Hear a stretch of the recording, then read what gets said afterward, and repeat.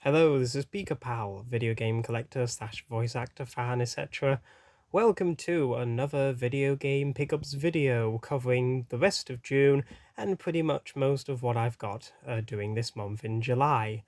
So yes, we've reached that time of the year again where July and August is mostly where I spend most of my time in, considering it's mostly busy doing summer and all of that.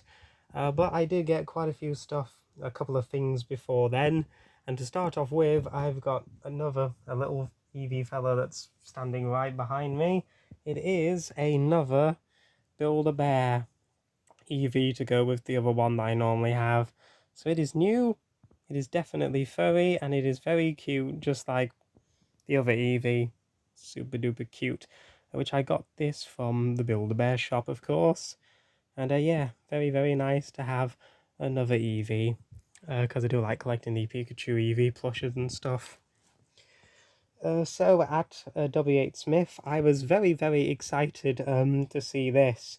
Considering that in terms of the Kingdom Hearts books, Yen Press, the license that Yen Press had for the mangas and novels and stuff have ran out, and thus most of their stuff has gone out of print and is getting more and more expensive as time goes by.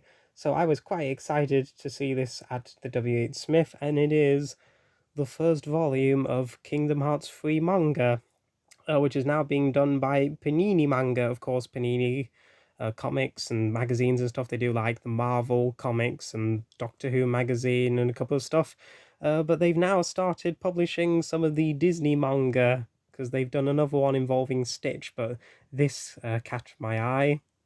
It is much, much shorter than the other mangas, just a couple of novels, all of which this covers the visit to the Olympus Coliseum. So yes, it actually came out very, very recently, this year in 2024. So he is hoping that they are able to publish all of the other chapters and stuff, especially the ones after Yen Press lost the license. Next up, I have two anime Blu-rays. These ones I'm very, very happy to have. So starting off with the one I found at CEX for pretty cheaply, so this was definitely a bargain. It is Blue Lock Season 1 Part 1. Very popular anime series about football recently. I don't really have much else to say other than that. But we do have some different artwork on the Blu-ray. Much more different than on the little cardboard sleeve. So we have the first 12 episodes, and then the part 2 release should have the other episodes from this season, because the recent movie came out as well.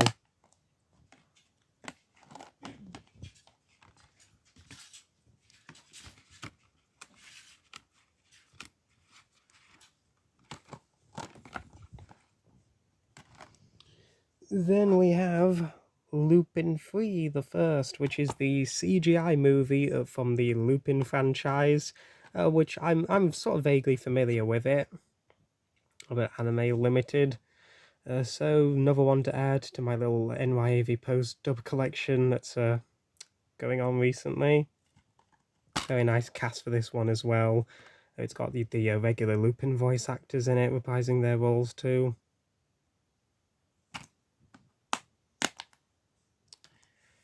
And in terms of the games, it's mostly been quiet in terms of picking up games recently. I've mostly been picking up more like books and Blu-rays and stuff like that.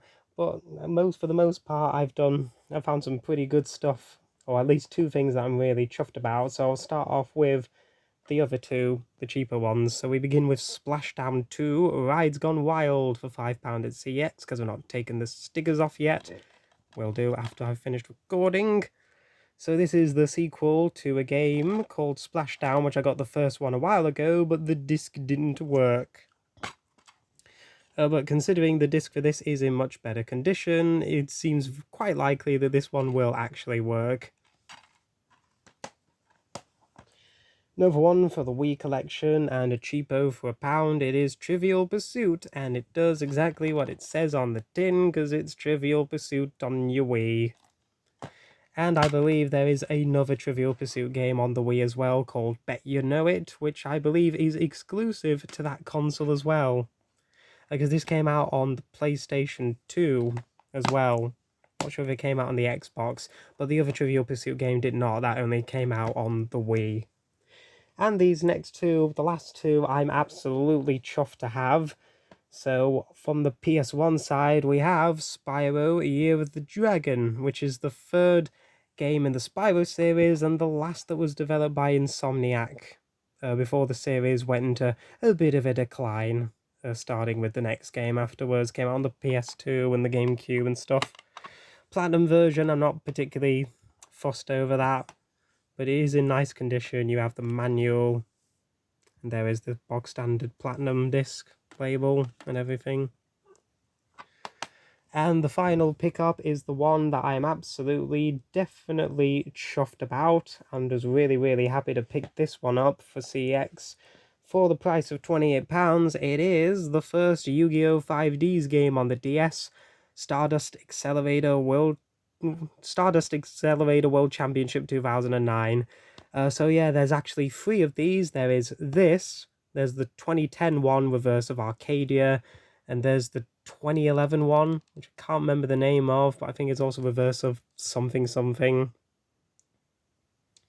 So yeah, there's a couple of these Yu-Gi-Oh! Games on the DS, because I do have Nightmare Troubadour, that was the first one. And then there was also Yu-Gi-Oh! GX Spirit Caller, and then I think 2 other World Championship games before this one came out. So complete, you've got image of Yusei on his dual runner there, and then a little poster that acts as an advertisement for the actual World Championship. So yeah, I definitely want to try and get the other 2, especially since they're a bit more sought after than this one, but still very good value for this Yu-Gi-Oh! 5Ds game. So there you have it. That is basically everything that I've picked up from the rest of June to most of July of this year. It's probably going to be a bit quiet after this, because I'm mostly just going to get the stuff from like eBay every now and then occasionally. So yeah, until the next time, I will see you in the next pickups video, or any random video I decide to make, not really quite sure. But until then, I will see you next time. Bye-bye.